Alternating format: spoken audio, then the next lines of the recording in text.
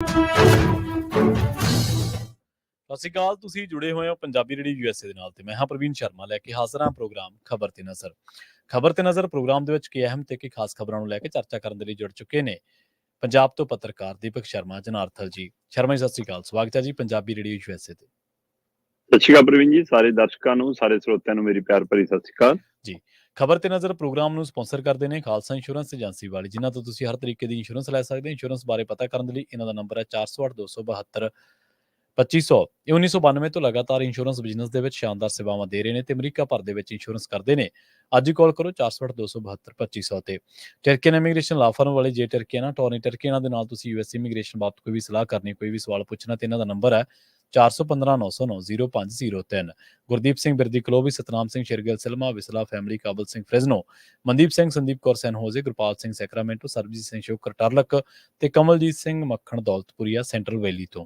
ਇਹਨਾਂ ਸਾਰੇ ਹੀ ਸਪਾਂਸਰਸ ਦਾ ਬਹੁਤ-ਬਹੁਤ ਧੰਨਵਾਦ। ਤੇ ਜੇਕਰ ਤੁਸੀਂ ਵੀ ਪੰਜਾਬੀ ਰੇਡੀਓ ਯੂਐਸਏ ਦੇ ਇਹਨਾਂ ਪ੍ਰੋਗਰਾਮਾਂ ਨੂੰ ਸਪਾਂਸਰ ਕਰਨਾ ਚਾਹੁੰਦੇ ਹੋ ਤਾਂ ਸਟੂਡੀਓ ਦਾ ਨੰਬਰ ਹੈ 408 272 5200। ਅੱਜ ਦਾ ਇਹ ਖਬਰ ਤੇ ਨਜ਼ਰ ਪ੍ਰੋਗਰਾਮ ਸਾਲ 2024 ਦੀ 5 ਮਾਰਚ ਦਾ ਮਾਫ ਕਰਨਾ ਅਪ੍ਰੈਲ ਦਾ ਪ੍ਰੋਗਰਾਮ ਹੈ ਤੇ ਦਿਨ ਅੱਜ ਸ਼ੁੱਕਰਵਾਰ ਹੈ। ਸ਼ਰਮਾ ਜੀ, ਖਬਰਾਂ ਦੇ ਵੱਲ ਆਈਏ। ਸ਼ੁਰੂਆਤ ਕਰੀਏ ਆਪਾਂ ਮਾਨ ਸਾਹਿਬ ਦੀ ਮੀਟਿੰਗ ਚੋਂ। ਇਸ ਮੀਟਿੰਗ ਦੇ ਵਿੱਚ ਕਹਿੰਦੇ ਸਭ ਕੁਝ ਸਹੀ ਚੱਲ ਰਿਹਾ ਸੀ, ਬਸ ਇੱਕ ਕਮੀ ਸਾਰਿਆਂ ਨੂੰ ਖੜਕ ਰਹੀ ਸੀ, ਉਹ ਸੀ ਕੁੰਵਰ ਵਿਜੇ ਪ੍ਰਤਾਪ ਸਿੰਘ ਦੀ। ਮੀਟਿੰਗ ਦੇ ਵਿੱਚ ਨਹੀਂ ਗਏ ਜੀ। ਬਿਲਕੁਲ, ਮੁੱਖ ਮੰਤਰੀ ਭਗਵੰਤ ਮਾਨ ਹੋਰਾਂ ਨੇ ਵਰਕਰਾਂ ਨਾਲ ਮੁਲਾਕਾਤ ਦਾ ਦੌਰ ਸ਼ੁਰੂ ਕਰ ਲਿਆ। ਹਲਕਾ ਵਾਈਜ਼ ਉਹ ਵਿਧਾਇਕਾਂ ਨੂੰ ਮਿਲ ਰਹੇ ਨੇ ਤਾਂ ਕਿ ਹਰ ਲੋਕ ਸਭਾ ਹਲਕੇ ਦੇ ਅਧੀਨ ਜਿੰਨੇ ਉਹਨਾਂ ਦੇ ਐਮਐਲਏ ਹੈਗੇ ਨੇ ਜਾਂ ਹੋਰ ਮੁੱਖ ਪਾਰਟੀ ਦੇ ਲੀਡਰ ਨੇ ਉਹਨਾਂ ਨਾਲ ਮੁਲਾਕਾਤ ਕਰਦੇ ਨੇ, ਪਰ ਖਾਸ ਕਰਕੇ ਉਹ ਐਮਐਲਏ ਨਾਲ ਉੱਚੀ ਮੁਲਾਕਾਤਾਂ ਕਰ ਰਹੇ ਨੇ। ਇਸੇ ਮੁਲਾਕਾਤਾਂ ਦੇ ਦੌਰ ਦੇ ਤਹਿਤ ਉਹਨਾਂ ਨੇ ਮਤਲਬ ਭਾਰਤੀ ਸਮੇਂ ਅਨੁਸਾਰ ਕੱਲ ਲੰਘੀ ਸ਼ਾਮ ਅੰਮ੍ਰਿਤਸਰ ਹਲਕਾ ਔਰ ਸ਼੍ਰੀ ਅਨੰਦਪੁਰ ਸਾਹਿਬ ਹਲਕਾ ਚੁਣਿਆ ਕਿ ਇਹਨਾਂ ਦੇ ਇੱਥੋਂ ਦੇ ਐਮਐਲਏ ਨੂੰ ਮਿਲਣਾ। ਸੋ ਜਦੋਂ ਉਹਨਾਂ ਨੇ ਅੰਮ੍ਰਿਤਸਰ ਦੇ ਐਮਐਲਏ ਨੂੰ ਮੀਟਿੰਗ ਹਾਲ ਚ ਅੰਦਰ ਬੁਲਾਇਆ ਆਪਣੇ ਚੰਡੀਗੜ੍ਹ ਨਿਵਾਸ ਦੇ ਵਿੱਚ, ਤਾਂ ਉਹਨਾਂ ਚ ਕੁੰਵਰ ਵਿਜੇ ਪ੍ਰਤਾਪ ਗਾਇਬ ਸੀ। ਫਿਰ ਜੀ ਮਤਲਬ ਕੁੰਵਰ ਵਿਜੇ ਪ੍ਰਤਾਪ ਹੋਰੀ ਲਗਾਤਾਰ ਪਾਰਟੀ ਦੇ ਪੱਧਰ ਤੇ, ਸਰਕਾਰ ਦੇ ਪੱਧਰ ਤੇ ਆਪਣੇ ਨੁਕਤਿਆਂ ਦੇ ਹਵਾਲੇ ਨਾਲ ਸਵਾਲ ਉਠਾਉਂਦੇ ਰਹੇ ਨੇ, ਸੋਸ਼ਲ ਮੀਡੀਆ ਤੇ ਵੀ, ਪੰਜਾਬ ਦੀ ਵਿਧਾਨ ਸਭਾ ਚ ਵੀ, ਮੀਡੀਆ ਚ ਵੀ। ਖਾਸ ਕਰ ਬੇਅਦਬੀ ਮਾਮਲਿਆਂ ਨੂੰ ਲੈ ਕੇ, ਗੋਲੀਕਾਂਡ ਨੂੰ ਲੈ ਕੇ ਉਹ ਕਹਿੰਦੇ ਕਿ ਜਿਹੜੇ ਕੰਮ ਲਈ ਤੁਸੀਂ ਮੈਨੂੰ ਲੈ ਕੇ ਆਏ ਸੀ, ਮੈਨੂੰ ਤੁਸੀਂ ਉਹ ਵੀ ਨਹੀਂ ਕਰਨ ਦੇ ਰਹੇ, ਹੋਰ ਤੁਸੀਂ ਕੀ ਕਰਨਾ? ਜਿਹੜੇ ਹਵਾਲੇ ਨਾਲ ਤੁਸੀਂ ਲੋਕਾਂ 'ਚ ਮੇਰਾ ਨਾਮ ਪ੍ਰਚਾਰਿਆ ਤੁਸੀਂ ਮੈਨੂੰ ਉਹ ਵੀ ਨਹੀਂ ਕਰਨ ਦੇ ਰਹੇ। ਸੋ ਉਲਟਾ ਕਹਿੰਦੇ ਮੈਨੂੰ ਇਸੇ ਤਰ੍ਹਾਂ ਫਸਾਇਆ ਜਾ ਰਿਹਾ ਕਿ ਜਿਵੇਂ ਮਤਲਬ ਮੈਂ ਹੀ ਗੁਨਾਹਗਾਰ ਹੋਵਾਂ।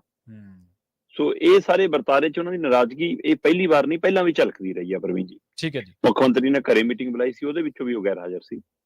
ਔਰ ਕੇਜਰੀਵਾਲ ਜੀ ਦਿਨ ਗ੍ਰਿਫਤਾਰੀ ਹੁੰਦੀ ਆ ਉਦਣ ਵੀ ਉਹ ਕਹਿੰਦੇ ਕਿਆ ਸੇ ਕਿਆ ਹੋ ਗਏ, ਹੈ ਨਾ, ਮਤਲਬ ਏਦਾਂ ਦਾ ਕੁਛ ਸੋਸ਼ਲ ਮੀਡੀਆ ਤੇ ਪਾਉਂਦੇ ਆ। ਸੋ ਪਰ ਉਹ ਕਹਿੰਦੇ ਕਿ ਉਹ ਮੈਂ ਪਾਰਟੀ ਲਈ ਕੰਮ ਕਰ ਰਿਹਾ, ਮੈਂ ਪ੍ਰਚਾਰ ਕਰ ਰਿਹਾ, ਮੈਂ ਆਪਣੇ ਹਲਕੇ 'ਚ ਮੀਟਿੰਗਾਂ ਕਰ ਰਿਹਾ। ਪਰ ਆ ਮੁੱਖ ਮੰਤਰੀ ਸਾਹਿਬ ਨੇ ਜਿਹੜੀ ਮੀਟਿੰਗ ਬੁਲਾਈ ਉਹ ਤੋਂ ਪਹਿਲਾਂ ਅਸੀਂ ਆਪਣੀਆਂ ਮੀਟਿੰਗਾਂ ਰੱਖੀਆਂ ਹੋਈਆਂ ਸੀ। ਸੋ ਇਸ ਲਈ ਕਹਿੰਦੇ ਮੈਂ ਤੈਅ ਪ੍ਰੋਗਰਾਮ ਛੱਡ ਕੇ ਨਹੀਂ ਆ ਸਕਿਆ, ਮੈਂ ਮਾਫੀ ਚਾਹੁੰਦਾ, ਮੈਂ ਪਾਰਟੀ 'ਚ ਹਾਂ। ਮੁੱਖ ਮੰਤਰੀ ਸਾਹਿਬ ਨੇ ਚੇਚੇ ਤੌਰ ਤੇ ਕੁਲਦੀਪ ਧਾਲੀਵਾਲ ਹੋਰਾਂ ਨਾਲ ਮੀਟਿੰਗ ਕੀਤੀ, ਨਾਲ ਬਾਕੀ ਜਿਹੜੇ ਉੱਥੋਂ ਦੇ ਨੁਮਾਇੰਦੇ ਹੈਗੇ ਨੇ ਸਾਰੇ, ਉਹਨਾਂ ਸਾਰਿਆਂ ਨੁਮਾਇੰਦਿਆਂ ਨਾਲ ਮੀਟਿੰਗ ਕੀਤੀ। ਮਤਲਬ ਇਹ ਤੋਂ ਇਲਾਵਾ ਜਸਵੀਰ ਸਿੰਘ ਸੰਧੂ ਉੱਥੋਂ ਦੇ ਐਮਐਲਏ ਨੇ, ਹਨਾ, ਅਜੇ ਗੁਪਤਾ ਹੈਗੇ ਨੇ, ਜੀਵਨ ਜੋਤ ਹੈਗੀ ਹੈ, ਇੰਦਰਵੀਰ ਸਿੰਘ ਨਿੱਜਰ ਹੋਰੀ ਹੈਗੇ ਨੇ, ਇਹਨਾਂ ਸਾਰਿਆਂ ਨਾਲ ਮੁਲਾਕਾਤ ਕਰਕੇ ਉਹਨਾਂ ਨੂੰ ਨੁਕਤੇ ਦਿੱਤੇ। ਇਸੇ ਤਰ੍ਹਾਂ ਸ਼੍ਰੀ ਅਨੰਦਪੁਰ ਸਾਹਿਬ ਹਲਕੇ ਨਾਲ ਸੰਬੰਧਿਤ 3 ਦਾਅਵੇਦਾਰ ਜਿਹੜੇ ਸੀ ਉਹਨਾਂ ਨੂੰ ਵੀ ਮੀਟਿੰਗ 'ਚ ਬੁਲਾਇਆ ਸੀਗਾ। ਜਿਵੇਂ ਟਿਕਟ ਦੇ ਦਿੱਤੀ ਗਈ ਆ ਮਾਲਵਿੰਦਰ ਕੰਗ ਹੋਰਾਂ ਨੂੰ, ਪਰ ਦੀਪਕ ਵਾਲੀ ਵੀ ਉਸ ਮੀਟਿੰਗ 'ਚ ਹਾਜ਼ਰ ਸੀਗੇ। ਉਹ ਤੋਂ ਬਿਨਾਂ ਫਿਰ ਉੱਪ ਸਪੀਕਰ ਨੇ ਜਿਹੜੇ ਰੋੜੀ ਜੈ ਕਿਸ਼ਨ ਰੋੜੀ ਗੜਸ਼ੰਕਰ ਤੋਂ ਐਮਐਲਏ ਨੇ, ਉਹ ਮੀਟਿੰਗ ਸੀਗੇ। ਸੰਤੋਸ਼ ਕਟਾਰੀਆ ਸੀਗੇ, ਹਰਜੋਤ ਬੈਂਸਵਾਰੀ ਮੰਤਰੀ ਉਹ ਸੀਗੇ, ਦਿਨੇਸ਼ ਚੱਢਾ ਰੋਪੜ ਤੋਂ ਐਮਐਲਏ ਨੇ ਉਹ ਸੀਗੇ, ਚਰਨਜੀਤ ਸਿੰਘ ਚਮਕੌਰ ਤੋਂ ਐਮਐਲਏ, ਫਿਰ ਅਨਮੋਲ ਗਗਨ ਮਾਨ ਮੰਤਰੀ ਵੀ ਨੇ ਖਰੜ ਤੋਂ ਐਮਐਲਏ ਨੇ, ਕੁਲਵੰਤ ਸਿੰਘ ਮਹਾਲੀ। ਸੋ ਇਹਨਾਂ ਸਾਰਿਆਂ ਨਾਲ 2 ਹਲਕਿਆਂ ਨਾਲ ਮੀਟਿੰਗਾਂ ਕਰਕੇ ਇਹਨਾਂ ਨੇ ਤੈਅ ਕੀਤਾ ਕਿ ਆਪਾਂ ਕਿਵੇਂ ਅੱਗੇ ਵਧਣਾ। ਉਹ ਕਹਿੰਦੇ ਕਿ ਮੈਂ ਛੋਟੀਆਂ ਮੀਟਿੰਗਾਂ ਦਾ ਨੁਕਤਾ ਦੇ ਰਿਹਾ ਕਿ ਪਿੰਡ ਜਾਓ, ਛੋਟੀਆਂ ਬੈਠਕਾਂ ਕਰੋ, ਛੋਟੀਆਂ ਮੀਟਿੰਗਾਂ ਕਰੋ।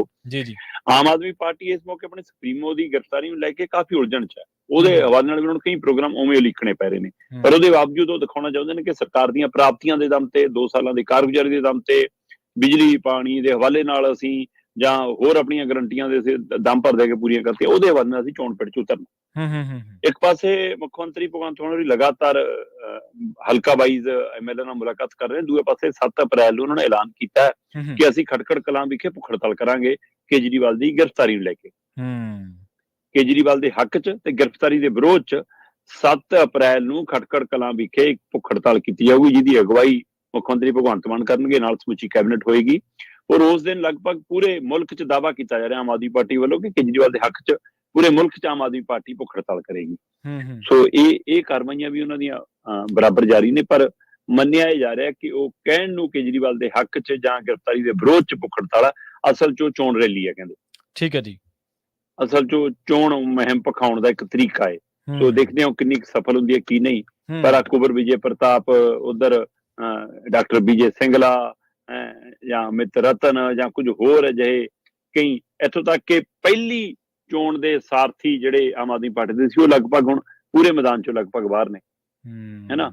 ਜਿਹੜੀ ਪਿਛਲੀ ਵਿਧਾਨ ਸਭਾ ਵਾਲੇ ਸੀਗੇ ਲਗਭਗ ਉਹਨਾਂ 'ਚੋਂ ਵੀ ਕਈ ਜ਼ਿਆਦਾ ਨਿਰਾਸ਼ ਹੋ ਕੇ ਬਾਹਰ ਬੈਠੇ ਨੇ। ਕਈਆਂ ਨੇ ਪੋਸਟਾਂ ਪਾਉਣੀ ਸ਼ੁਰੂ ਕਰਤੀਆਂ ਕਿ ਮਾਫੀ ਬਾਈ, ਮੈਂ ਤੁਹਾਡੇ ਤੋਂ ਵੋਟਾਂ ਮੰਗਣ ਆਇਆ ਸੀ ਪਰ ਮੈਂ ਕੋਈ ਕੰਮ ਤਾਂ ਕਰਾ ਨਹੀਂ ਸਕਿਆ। ਸੋ ਇਸ ਕਦਰ ਆਮ ਆਦਮੀ ਪਾਰਟੀ ਦੇ ਅੰਦਰ ਦਾ ਇੱਕ ਜਿਹੜਾ ਯੁੱਧ ਹੈ ਉਹ ਵੀ ਉਹਦੇ ਲਈ ਖਤਰਾ ਖੜਾ ਹੋ ਰਿਹਾ, ਤੇ ਕੇਜਰੀਵਾਲ ਦੀ ਗ੍ਰਿਫਤਾਰੀ ਦੇ ਨਾਲ ਵੀ ਉਹਨਾਂ ਦੀ ਮੁਸ਼ਕਲਾਂ ਖੜੀਆਂ। ਤੇ ਪੰਜਾਬ 'ਚ ਹੁਣ ਬਾਕੀ ਪਾਰਟੀਆਂ ਵਾਂਗ ਇੱਕ ਪਾਰਟੀ ਵਜੋਂ ਕਤਾਰ 'ਚ ਖੜੀ ਹੈ। ਹੁਣ ਕੋਈ ਬਦਲਾਅ, ਕੋਈ ਲਹਿਰ, ਕੋਈ ਤਰੰਗ, ਕੋਈ ਛੱਲ ਇਹੋ ਜਿਹੀ ਕੋਈ ਨਜ਼ਰ ਨਹੀਂ ਆਉਂਦੀ ਕਿ ਲੋਕ ਆਪ ਮਾਰੇ ਉਧਰ ਨੂੰ ਉਲਰ ਜਾਣ। ਸੋ ਇਸ ਲਈ ਹੁਣ ਉਹ ਬਾਕੀ ਪਾਰਟੀਆਂ ਵਾਂ ਕਤਾਰ 'ਚ ਖੜੀ ਹੈ। ਪਸੰਦ ਨਾ ਪਸੰਦ ਹੁਣ ਵੋਟਰਾਂ ਤੇ ਹੈ। ਜੀ ਜੀ ਜੀ। ਸ਼ਰਮਾ ਜੀ, ਅਗਲੀ ਖਬਰ ਦੇ ਵੱਲ ਵਧੀਆ ਗੱਲ ਕਰੀਏ। ਭਗਵੰਤ ਮਾਨ ਸਾਹਿਬ ਦੀ ਕਹਿੰਦੇ ਕੇਜਰੀਵਾਲ ਦੇ ਨਾਲ ਜਿਹੜੀ ਆਮ ਮੁਲਾਕਾਤ ਦੀ ਵਾਂਗ ਉਹ ਮੁਲਾਕਾਤ ਕਰ ਸਕਦੇ ਨੇ। ਜੇਲ੍ਹ ਪ੍ਰਸ਼ਾਸਨ ਨੇ ਉਹਨਾਂ ਦੀ ਬੇਨਤੀ ਜਿਹੜੀ ਸੀਗੀ, ਉਹਨਾਂ ਦੀ ਰਿਕੁਐਸਟ ਸੀ, ਉਹਨੂੰ ਸਵੀਕਾਰ ਕਰ ਲਿਆ ਜੀ। ਹਾਂ ਬਿਲਕੁਲ ਪ੍ਰਵੀਨ ਜੀ, 3-4 ਪਹਿਲੂ ਨੇ ਇਸ ਮਸਲੇ ਤੇ। ਸੰਜੇ ਸਿੰਘ ਹੁਣੀ ਬਾਹਰ ਆ ਗਏ ਨੇ। ਸੰਜੇ ਸਿੰਘ ਨੇ ਆ ਕੇ ਪ੍ਰੈਸ ਕਾਨਫਰੰਸ ਕੀਤੀ ਹੈ ਔਰ ਉਹਨਾਂ ਨੇ ਬਕਾਇਦਾ ਫੋਟੋਆਂ ਜਾਰੀ ਕਰਕੇ ਦਿਖਾਤੀਆਂ ਕਿ ਆਹੀ ਨੇ ਜਿਹੜੇ ਕਹਿੰਦੇ ਨੇ ਸ਼ਰਾਬ ਘੁਟਾਲੇ ਦੇ ਮੁੱਖ ਠੀਕ ਹੈ ਬੰਦੇ ਨੇ। ਇਹ ਤਾਂ ਬੀਜੇਪੀ ਨਾਲ ਨੇ, ਇਹ ਤਾਂ ਮੋਦੀ ਨਾਲ ਨੇ, ਮੋਦੀ ਨਾਲ ਫੋਟੋਆਂ ਨੇ, ਉਹਨਾਂ ਨਾਲ ਲੈਣ ਦੇਣ ਹੈ ਜੀ, ਉਹ ਸਾਰਾ ਕੁਝ ਹੈ। ਉਹ ਉਹਨਾਂ ਨੇ ਇਹ ਵੀ ਕਿਹਾ ਕਿ ਅਸਲੀ ਸ਼ਰਾਬ ਘੁਟਾਲਾ ਤਾਂ ਈਡੀ ਦੇ ਇਨਵੋਲਵ ਹੋਣ ਤੋਂ ਬਾਅਦ ਸ਼ੁਰੂ ਹੋਇਆ, ਤੇ ਉਹ ਭਾਜਪਾ ਨੇ ਕੀਤਾ ਕਿਤੇ, ਉਹ ਅੱਛਾ, ਹੈ ਨਾ। ਕਿ ਉਹ ਸਾਰੀ ਕਾਰਵਾਈ ਤਾਂ ਇਹ ਆਪਣੇ ਆਪ 'ਚ ਘੁਟਾਲਾ ਕੇ ਕੇਜਰੀਵਾਲ ਨੂੰ ਕਹਿੰਦੇ ਫੜਨਾ। ਸੋ ਇਸ ਲਈ ਉਹ ਉਸ ਬਾਰੇ ਨਾਲ ਉਧਰ ਆਤਸ਼ੀ ਨੂੰ ਪਤਾ ਲੱਗਿਆ ਕਿ ਚੋਣ ਕਮਿਸ਼ਨ ਨੋਟਿਸ ਭੇਜਤਾ ਕਿ ਭਾਈ ਤੂੰ ਕਹਿ ਰਹੀ ਹੈ ਮੈਨੂੰ ਖਰੀਦਣ ਦੀ ਕੋਸ਼ਿਸ਼ ਹੋ ਰਹੀ ਹੈ, ਲਿਆ ਦੇ ਸਬੂਤ, ਅਸੀਂ ਕਰੀਏ ਕਾਰਵਾਈ, ਹੈ ਨਾ। ਉਧਰ ਉਹਦੀ ਜਵਾਬ ਤਲਬੀ ਹੋਗੀ। ਇੱਧਰ ਮੁੱਖ ਮੰਤਰੀ ਭਗਵੰਤ ਮਾਨ ਹੋਰਾਂ ਨੇ ਅਰਵਿੰਦ ਕੇਜਰੀਵਾਲ ਨਾਲ ਜੇਲ੍ਹ 'ਚ ਮੁਲਾਕਾਤ ਕਰਨ ਲਈ ਆਪਣੇ ਸੀਐਮ ਹਾਊਸ ਤੋਂ ਇੱਕ ਚਿੱਠੀ ਲਿਖੀ ਸੀ। ਠੀਕ ਹੈ ਜੀ। ਤਿਹਾੜ ਜੇਲ੍ਹ ਨੂੰ, ਜੇਲ੍ਹ ਪ੍ਰਸ਼ਾਸਨ ਨੇ ਉਹਨਾਂ ਦੀ ਚਿੱਠੀ ਮਨਜ਼ੂਰ ਕਰ ਲਈ, ਪਰ ਉਹ ਇੱਕ ਆਮ ਮੁਲਾਕਾਤੀ ਮੰਗੇ ਮੁਲਾਕਾਤ ਕਰ ਸਕਦੇ ਨੇ, ਵੀਆਈਪੀ ਮੁਲਾਕਾਤ ਨਹੀਂ ਹੋਏਗੀ। ਜਿਵੇਂ ਵਕੀਲਾਂ ਨੂੰ ਕੇਜਰੀਵਾਲ ਦੇ ਨਾਲ ਬੈਠ ਕੇ ਮੁਲਾਕਾਤ ਕਰਨ ਦਾ ਜਾਂ ਪਰਿਵਾਰਕ ਜੀਆਂ ਨੂੰ ਮੁਲਾਕਾਤ ਕਰਨ ਦਾ ਹੱਕ ਦਿੱਤਾ ਗਿਆ ਹਫ਼ਤੇ 'ਚ 2-2 ਦਿਨ, ਕਿਉਂਕਿ ਕੇਜਰੀਵਾਲ ਉਹਨਾਂ ਨੇ ਇੱਕ ਪਟੀਸ਼ਨ ਇਹ ਵੀ ਪਾਈ ਸੀਗੀ ਕਿ ਜੀ ਵਧਾਇਆ ਜਾਵੇ ਮੇਰਾ ਸਮਾਂ, ਕਿ ਮੈਂ ਉਹਨਾਂ ਨੂੰ ਵਕੀਲਾਂ ਨੂੰ ਵੱਧ ਸਮਾਂ ਮਿਲ ਸਕਾਂ। ਸੋ ਉਸ ਮੁਲਾਕਾਤ ਵਾਲੇ ਦੇ ਉੱਤੇ ਵੀ ਅਦਾਲਤ ਨੇ ਜੇ ਫੈਸਲਾ ਰਾਖਵਾਂ ਰੱਖ ਲਿਆ ਉਹਨਾਂ ਦਾ। ਉਹਨਾਂ ਨੇ ਉਹ ਕਹਿੰਦੇ ਜੀ ਹਫ਼ਤੇ 'ਚ 2 ਦਿਨ ਕਿਵੇਂ ਤਾਂ ਵੱਧ ਸਮਾਂ ਚਾਹੀਦਾ, ਮੇਰੇ ਤਾਂ ਪਹਿਲੇ ਵੀ ਕੇਸ ਕਈ ਚੱਲਦੇ ਨੇ ਤੇ ਇਹ ਕੇਸ ਲਈ ਵੀ ਮੈਂ ਗੱਲਬਾਤ ਕਰਦੀ ਹਾਂ। ਉਹ ਫੈਸਲਾ ਰਾਖਵਾਂ ਰੱਖ ਲਿਆ। ਪਰ ਮੁੱਖ ਮੰਤਰੀ ਭਗਵੰਤ ਮਾਨ ਨੂੰ ਵੀ ਲੱਗਦਾ ਸੀ ਕਿ ਮੈਂ ਵੀ ਵੀਆਈਪੀ ਵਾਂਗ, ਪਰਿਵਾਰਕ ਮੈਂਬਰਾਂ ਵਾਂਗ ਉਹਨਾਂ ਮੁਲਾਕਾਤ ਕਰ ਸਕਾਂਗਾ, ਪਰ ਉਹ ਜੇਲ੍ਹ ਪ੍ਰਸ਼ਾਸਨ ਕਹਿੰਦਾ ਜੀ ਮਨਜ਼ੂਰੀ ਹੈ, ਤੁਸੀਂ ਮੁਲਾਕਾਤ ਕਰ ਸਕਦੇ ਹੋ, ਪਰ ਇੱਕ ਆਮ ਮੁਲਾਕਾਤੀ ਮੰਗੇ। ਹੁਣ ਆਮ ਮੁਲਾਕਾਤੀ ਦਾ ਮਤਲਬ ਹੁੰਦਾ ਕਿ ਇੱਕ ਕਮਰਾ ਟਾਈਪ ਹੁੰਦਾ 10x10 ਦਾ, 8x10 ਦਾ, ਹੈ ਨਾ, ਇੱਕ ਬੈਰਕ ਵਰਗਾ ਹੀ ਕਮਰਾ ਹੁੰਦਾ। ਉਹਦੇ ਵਿੱਚ ਗੱਭੇ ਜੰਗਲਾ ਲੱਗਿਆ ਹੁੰਦਾ, ਜਿਹੜੀ ਸਲਾਖਾਂ ਦੀ ਫੋਟੋ ਪਾਈ ਜਾਂਦੇ ਨਾ ਕੇਜਰੀਵਾਲ ਜੀ। ਸੋ ਉਸ ਤਰ੍ਹਾਂ ਦੀ ਇੱਕ ਸਲਾਖਾਂ ਲੋਹੇ ਦਾ ਇੱਕ ਜੰਗਲਾ ਲੱਗਿਆ ਹੋਏਗਾ, ਉਹਦੇ ਇੱਕ ਪਾਸੇ ਕੇਜਰੀਵਾਲ ਹੋਣਗੇ, ਦੂਜੇ ਪਾਸੇ ਭਗਵੰਤ ਮਾਨ। ਸੋ ਵਿਚਾਲੇ ਲੋਹੇ ਦਾ ਜੰਗਲਾ ਹੋਏਗਾ, ਉਹਦੇ ਵਿੱਚੋਂ ਹੀ ਗੱਲਬਾਤ ਹੋ ਸਕਦੀ ਹੈ, ਉਹਦੇ ਵਿੱਚੋਂ ਹੀ ਮੁਲਾਕਾਤ ਹੋ ਸਕਦੀ ਹੈ। ਉਹ ਸਮਾਂ ਵੀ ਤੈਅ ਹੁੰਦਾ ਕਿ ਇੰਨੇ ਮਿੰਟ ਲਈ ਤੁਸੀਂ ਮਿਲ ਸਕਦੇ ਹੋ। ਸੋ ਇਸ ਲਈ ਉਹ ਕਦੋਂ ਹੁੰਦੀ ਹੈ ਮੁਲਾਕਾਤ, ਇਹ ਦੇਖਣ ਵਾਲੀ ਗੱਲ ਹੋਊਗੀ। ਪਰ ਆਮ ਆਦਮੀ ਪਾਰਟੀ ਹੁਣ ਇਸ ਹਵਾਲੇ ਨਾਲ ਕਿ ਅੰਦਰੋਂ ਚਿੱਠੀਆਂ ਆ ਰਹੀਆਂ ਜੀ, ਕੇਜਰੀਵਾਲ ਪਾਰਟੀ ਨੂੰ ਵੀ ਚਿੱਠੀਆਂ ਲਿਖ ਰਿਹਾ ਜੀ, ਆਪਣੇ ਹਲਕੇ ਨੂੰ ਵੀ। ਹੁਣ ਮਨੀਸ਼ ਸਿਸੋਦੀਆ ਦੀ ਚਿੱਠੀ ਲਿਆਏ ਜੀ, ਕਹਿੰਦੇ ਉਹਨਾਂ ਦੀ ਚਿੱਠੀ ਆਪਣੇ ਹਲਕੇ ਨੂੰ ਲਿਖਤੀ ਜੀ, ਹੈ ਨਾ। ਤੇ ਇਹ ਵੀ ਕਹਿਤਾ ਕਿ ਅਸੀਂ ਬਾਹਰ ਆ ਰਹੇ ਹਾਂ, ਤਿਆਰੀ ਰੱਖੋ। ਸੰਜੇ ਸਿੰਘ ਨੇ ਆ ਕੇ ਜਦੋਂ ਕਿ ਕਿਹਾ ਗਿਆ ਸੀ ਕਿ ਇਸ ਮਸਲੇ ਤੁਸੀਂ ਬੋਲਣਾ ਨਹੀਂਗਾ ਕੁਝ, ਕਹਿੰਦੇ ਜ਼ਮਾਨਤ ਇਸ ਆਧਾਰ ਤੇ ਮਿਲੀ ਸੀ, ਪਰ ਉਹਨਾਂ ਨੇ ਖੁਲਾਸੇ ਕਰਤੇ। ਸੋ ਇਸ ਲਈ ਉਸ ਖੁਲਾਸਿਆਂ ਨਾਲ ਭਾਜਪਾ ਦੀ ਨਜ਼ਰ ਆਉਂਦੀ ਹੈ। ਵੱਖਰੀ ਗੱਲ ਹੈ ਕਿ ਕਈ ਵਾਰ ਰਾਸ਼ਟਰੀ ਮੀਡੀਆ ਉਸ ਪਹਿਲੂ ਨੂੰ ਦਿਖਾਉਂਦਾ ਹੀ ਨਹੀਂਗਾ, ਠੀਕ ਹੈ ਨਾ। ਸੋ ਇਹ ਵੀ ਇੱਕ ਪੱਖ ਹੈ, ਅਦਾਲਤ 'ਚ ਸਾਬਤ ਹੋਣਾ ਕਿ ਕੌਣ ਸੱਚਾ ਕੌਣ ਝੂਠਾ। ਸੋ ਪਰ ਜਿਹੜੀ ਤਰ੍ਹਾਂ ਜੋ ਆਪਣਾ ਪੱਖ ਰੱਖ ਰਹੀ ਹੈ, ਉਹ ਪੱਖ ਲੋਕਾਂ 'ਚ ਤਾਂ ਜਾਣਾ ਚਾਹੀਦਾ।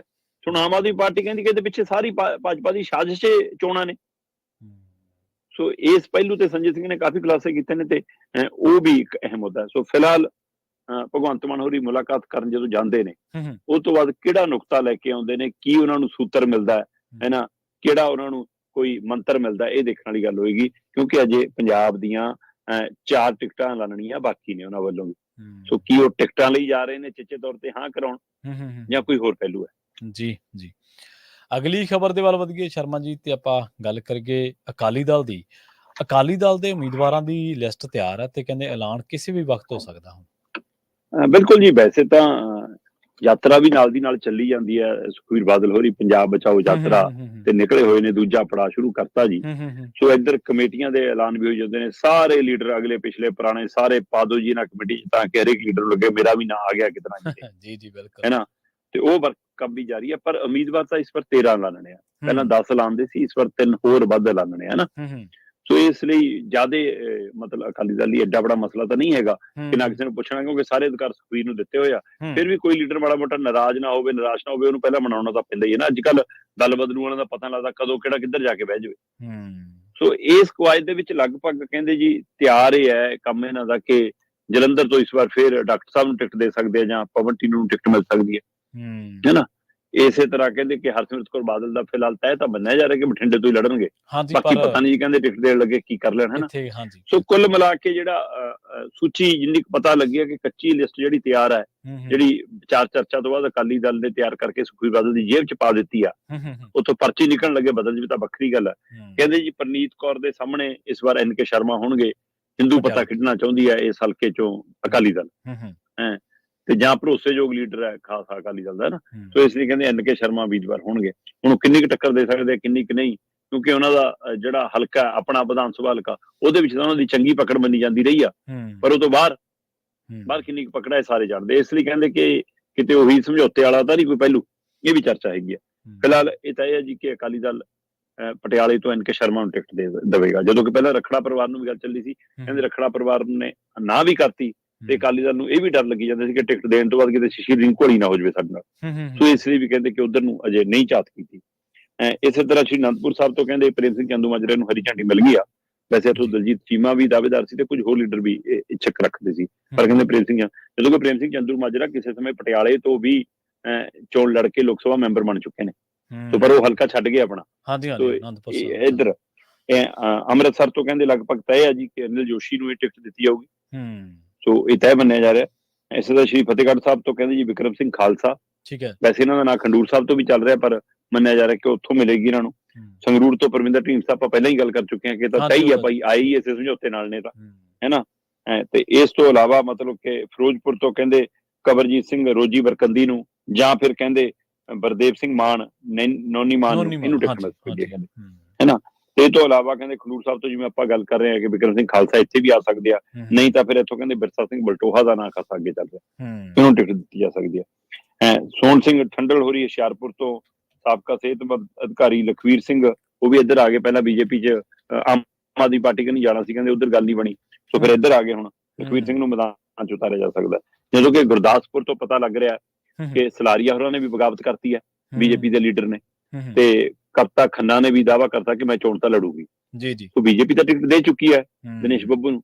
ਕੀ BJP ਇਹਨਾਂ ਦੋਹਾਂ ਆਪਣੇ ਲੀਡਰਾਂ ਨੂੰ ਮਨਾਉਣ 'ਚ ਕਾਮਯਾਬ ਹੋ ਜੂਗੀ, ਸਮਝਾਉਣ 'ਚ ਕਾਮਯਾਬ ਹੋ ਜੂਗੀ, ਜਾਂ ਬਾਗੀ ਹੋਣਗੇ? ਹੁਣ ਪਤਾ ਲੱਗ ਰਿਹਾ ਕਿ ਸਲਾਰੀਆ ਵੀ ਅਕਾਲੀ ਦਲ ਦੀ ਸੰਪਰਕ 'ਚ ਹੈਗਾ ਤੇ ਵਿਨੋਦ ਖੰਨਾ ਦੀ ਧਰਮ ਪਤਨੀ ਵੀ ਅਕਾਲੀ ਦਲ ਦੀ ਸੰਪਰਕ 'ਚ। ਸੋ ਇਸ ਲਈ ਇਹ ਟਿਕਟ ਕਿਹਨੂੰ ਮਿਲਦੀ ਹੈ ਗੁਰਦਾਸਪੁਰ ਤੋਂ ਅਕਾਲੀ ਦਲ ਦੀ ਦੇਖਣ ਵਾਲੀ ਗੱਲ ਹੋਊਗੀ। ਫਿਲਹਾਲ BJP ਦੇ ਘਰ ਕੰਨੀ ਨੂੰ ਇਹ ਦੇਖ ਰਿਹਾ ਅਕਾਲੀ ਦਲ ਇਸ ਹਲਕੇ ਲਈ। ਫਿਰੋਜ਼ਪੁਰ ਤੋਂ ਮੇਰਾ ਖਿਆਲ ਸੁਖਬੀਰ ਬਾਦਲ ਪਿਛਲੇ ਵਾਰੀ ਚੋਣ ਜਿੱਤੇ ਸੀਗੇ, ਤੇ ਨੋਨੀ ਮਾਨ ਤੇ ਰੋਜ਼ੀ ਬਰਕੰਦੀ ਰਾਈਟ ਹੈਂਡ ਮੰਨੇ ਜਾਂਦੇ ਆ। ਮਾਨਾਂ ਦਾ ਵੈਸੇ ਵੀ ਉੱਥੇ ਦਬਦਬਾ ਰਿਹਾ, ਪਹਿਲਾਂ ਜ਼ੋਰਾ ਸਿੰਘ ਮਾਨ ਕਈ ਵਾਰ ਲਗਾਤਾਰ ਹੀ ਰਹੇ ਸੀਗੇ, ਸ਼ਾਇਦ 2 ਜਾਂ 3 ਵਾਰ, ਤੇ ਕੰਵਰਜੀਤ ਸਿੰਘ ਰੋਜ਼ੀ ਬਰਕੰਦੀ ਵੀ ਉਹਨਾਂ 3-4 ਹਲਕਿਆਂ ਦੇ ਵਿੱਚ ਖਾਸਾ ਆਧਾਰ ਰੱਖਦੇ ਨੇ। ਉਹਨਾਂ ਦੇ ਪਿਤਾ ਮਨਜੀਤ ਸਿੰਘ ਰੋਜ਼ੀ ਬਰਕੰਦੀ ਲਗਾਤਾਰ 16-17 ਸਾਲ ਮੁਕਤਸਰ ਸਾਹਿਬ ਦੇ ਜ਼ਿਲ੍ਹਾ ਪ੍ਰਧਾਨ ਰਹੇ ਅਕਾਲੀ ਦਲ ਦੇ। ਦੇਖਦੇ ਹਾਂ ਅਕਾਲੀ ਦਲ ਦੇ ਪਟਾਰੇ ਦੇ ਵਿੱਚੋਂ ਕੀ ਨਿਕਲਦਾ। ਸ਼ਰਮਾ ਜੀ, ਅਗਲੀ ਖਬਰ ਦੇ ਵੱਲ ਵਧੀਏ ਤੇ ਗੱਲ ਅਕਾਲੀ ਦਲ ਦੀ ਕੋਈ ਕਰੀਏ। ਮਲੂਕਾ ਦੀ ਨੂੰਹ ਦੇ ਜਿਹੜੇ ਅਸਤੀਫੇ ਨੇ, ਉਹਨੇ ਕਹਿੰਦੇ ਆਪ ਤੇ ਅਕਾਲੀ ਦਲ ਨੂੰ ਫਿਕਰ ਦੇ ਵਿੱਚ ਪਾ ਦਿੱਤਾ। ਹੁਣ ਆਮ ਆਦਮੀ ਪਾਰਟੀ ਨੂੰ ਤਾਂ ਕਾਹਦਾ ਫਿਕਰ ਹੈ, ਇਹਨਾਂ ਦਾ ਤਾਂ ਗੁਰਮੀਤ ਸਿੰਘ ਖੁੱਡੀਆਂ ਉਮੀਦਵਾਰ ਨੇ ਤੇ ਉਹ ਤਾਂ ਚੋਣ ਪ੍ਰਚਾਰ ਕਰ ਰਹੇ ਨੇ। ਜੇ ਫਿਕਰ ਨਹੀਂ ਹੈ ਪ੍ਰਵੀਨ ਜੀ, ਫਿਰ ਅਸਤੀਫਾ ਕਿਉਂ ਨਹੀਂ ਮਨਜ਼ੂਰ ਕਰਦੇ? ਅਸਤੀਫਾ ਮਨਜ਼ੂਰ ਨਾ ਕਰਨ ਪਿੱਛੇ ਕੋਈ ਡਰ ਤਾਂ, ਕੋਈ ਫਿਕਰ ਤਾਂ ਹੈ ਨਾ। ਜੀ। ਸੋ ਜਦੋਂ ਉਹਨੇ ਸਵੈ ਇੱਛਾ ਨਾਲ ਅਸਤੀਫਾ ਦੇਤਾ, ਵੈਸੇ ਵੀ ਇਹ ਮੰਨਿਆ ਜਾ ਰਿਹਾ ਕਿ ਇਹ ਮਲੂਕਾ ਹੋਰਾਂ ਦੀ ਨੂੰਹ ਨੇ ਅਕਾਲੀ ਦਲ ਦੀ ਸਰਕਾਰ ਸਮੇਂ ਮਲਾਈਦਾਰ ਅਹੁਦੇ ਰੱਖੇ ਨੇ। ਅਫਸਰੀ ਘੋਟੀ ਆ ਪੂਰੀ, ਸਰਦਾਰੀ ਚੱਲੀ ਆ ਪੂਰੀ, ਪਰ ਜਿੱਦਣ ਦੀ ਆਮ ਆਦਮੀ ਪਾਰਟੀ ਸਰਕਾਰ ਰਹੀ ਆ ਉਦਣ ਦੀ ਕਹਿੰਦੇ ਕਿ ਠੀਕ ਹੈ ਚੱਲੀ ਜਾਂਦਾ ਇੱਕ ਰੂਟੀਨ ਦੇ ਵਿੱਚ, ਪਰ ਉਹੋ ਜਿਹਾ ਮਾਨਤਾਨ ਜਾਂ ਉਹੋ ਜਿਹੀ ਪੁੱਛ ਪ੍ਰਤੀਤ ਨਹੀਂ ਹੁੰਦੀ ਕਹਿੰਦੇ। ਪਰ ਹੁਣ ਇਹ ਚੋਣ ਪਿੰਡ 'ਚ ਨਿਤਰਨ ਦੀ ਇੱਛਾ ਤੇ ਉਹ ਵੀ ਭਾਜਪਾ ਵਾਲੇ ਪਾਲੇ ਤੋਂ ਜਦੋਂ ਚਰਚਾ ਚੱਲੀ ਤੇ ਇਸ ਅਸਤੀਫੇ ਨੇ ਕਹਿੰਦੇ ਆਮ ਆਦਮੀ ਪਾਰਟੀ ਨੂੰ ਫਿਕਰ 'ਚ ਪਾਤਾ।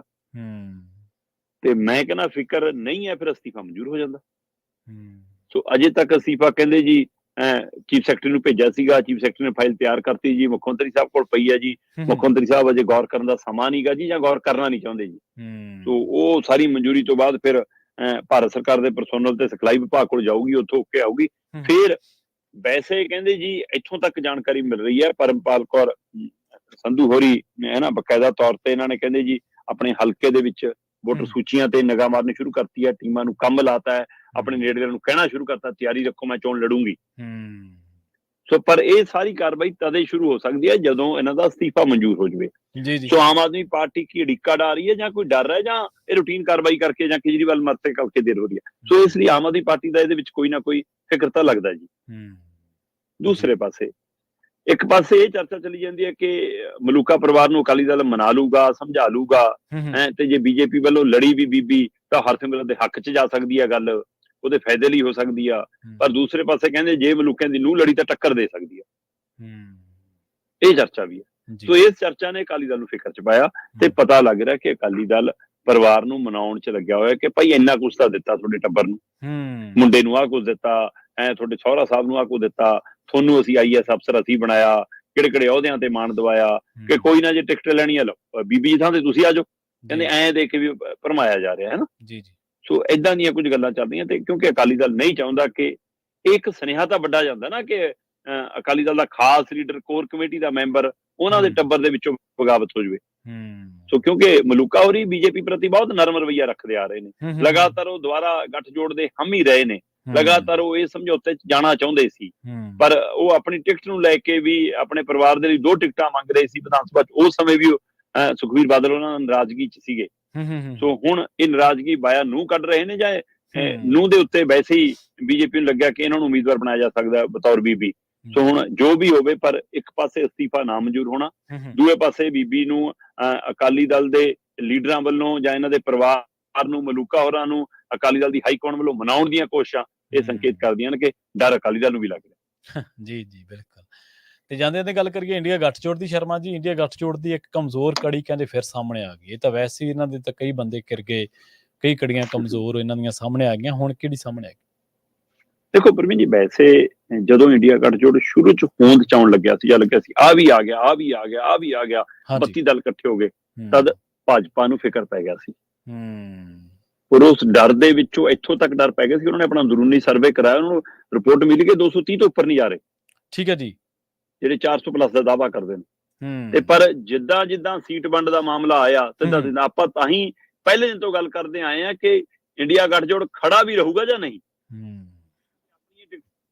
ਉਹ ਸਥਿਤੀ 'ਚ ਆ ਗਏ, ਲਗਭਗ ਕਿੰਨੀ ਥਾਵਾਂ ਤੇ ਵਿਖਰ ਗਏ ਨੇ ਇਹ। ਮਮਤਾ ਲਗਭਗ ਅੱਡ ਹੈ, ਜੰਮੂ ਕਸ਼ਮੀਰ 'ਚ ਮਹਿਬੂਬਾ ਮੁਫਤੀ ਹੋਰੀ ਲਗਭਗ ਅੱਡ ਹੋ ਗਏ, ਹੈ ਨਾ। ਤੇ ਆ ਸਮਾਜਵਾਦੀ ਪਾਰਟੀ ਜੇ ਉਹ ਸਾਰੇ ਨਾਲ ਵੀ ਦਿਖਦੇ, ਪਰ ਟਿਕਟਾਂ ਆਪਣੀ ਮਰਜ਼ੀ ਦੀਆਂ ਨੇ। ਸੋ ਇਸ ਲਈ ਕੁੱਲ ਮਿਲਾ ਕੇ ਇੰਡੀਆ ਗੱਠਜੋੜ ਉਸ ਸਥਿਤੀ 'ਚ ਨਹੀਂ ਹੈਗਾ ਜਿਹੜੀ ਸਥਿਤੀ ਸ਼ੁਰੂ 'ਚ ਪਹਿਲੇ ਦਿਨ ਨਜ਼ਰ ਆਇਆ ਸੀ। ਹਾਂ, ਕਾਂਗਰਸ ਨੇ ਕੱਲ ਆਪਣਾ ਚੋਣ ਮੈਨੀਫੈਸਟੋ ਐਲਾਨਿਆ, ਤੇ ਮੈਨੂੰ ਲੱਗਦਾ ਕਿ ਬੀਜੇਪੀ ਇਸ ਦਾ ਇੰਤਜ਼ਾਰ ਵੀ ਕਰ ਰਹੀ ਸੀ ਕਿ ਇਹਨਾਂ ਦੇ ਹਰ ਗਰੰਟੀ ਦਾ, ਹਰ ਵਾਅਦੇ ਦਾ, ਹਰ ਐਲਾਨ ਦਾ ਕਾਟ ਦੇ ਸਕੀਏ ਅਸੀਂ, ਇਸ ਲਈ ਉਹਨਾਂ ਦਾ ਵੀ ਹੁਣ ਆਜੂਗਾ। ਹਾਂ, ਪਰ ਇਹਨਾਂ ਨੇ ਉਹਦੇ ਵਿੱਚੋਂ ਬੜੇ ਵਾਅਦੇ ਦਮ ਭਰੇ ਨੇ।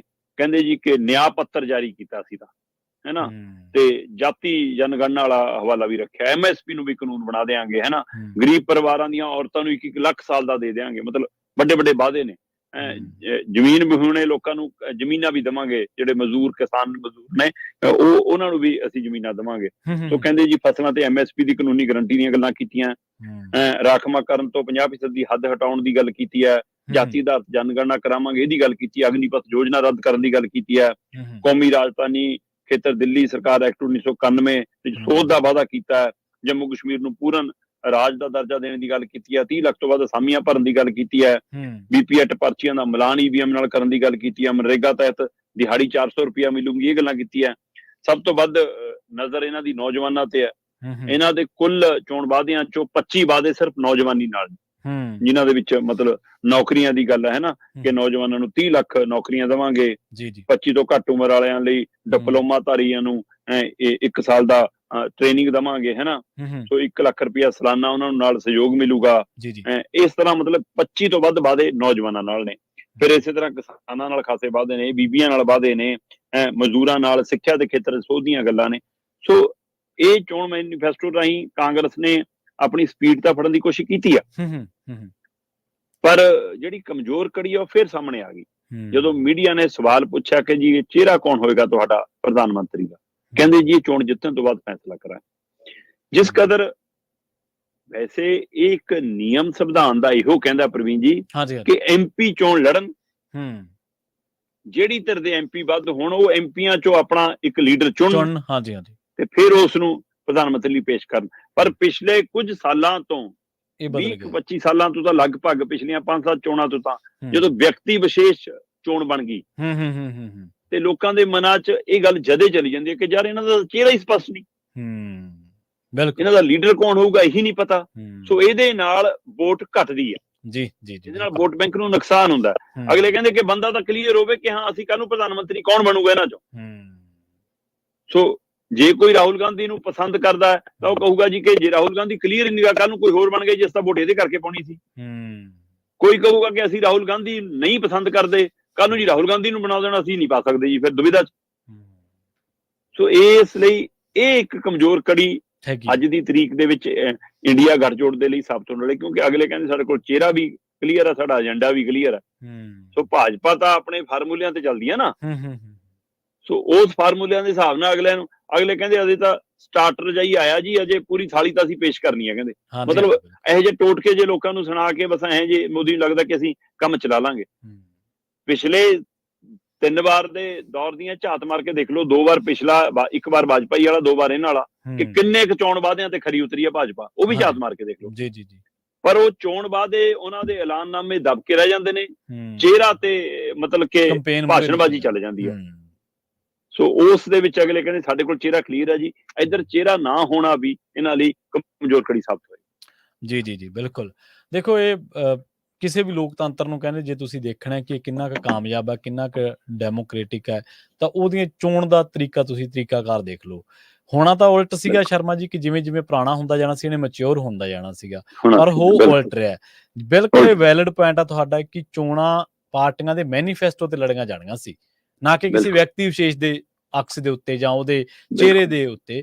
ਵਿਅਕਤੀ ਵਿਸ਼ੇਸ਼ ਦੇ ਆਲੇ ਦੁਆਲੇ ਚੋਣਾਂ ਦਾ ਨਿਰਭਰ ਹੋਣਾ, ਚੋਣ ਕੰਪੇਨ ਚੱਲਣਾ ਕੋਈ ਚੰਗੀ ਸੰਕੇਤ ਖਤਰਨਾਕ ਹੈ, ਲੋਕਤੰਤਰ ਲਈ ਖਤਰਨਾਕ ਹੈ। ਬਿਲਕੁਲ ਜੀ। ਸ਼ਰਮਾ ਜੀ, ਇਹਨਾਂ ਖਾਸ ਖਬਰਾਂ ਤੇ ਖਾਸ ਜਾਣਕਾਰੀਆਂ ਦੇ ਲਈ ਤੁਹਾਡਾ ਬਹੁਤ-ਬਹੁਤ ਧੰਨਵਾਦ ਜੀ। ਬਹੁਤ ਸ਼ੁਕਰੀਆ ਜੀ।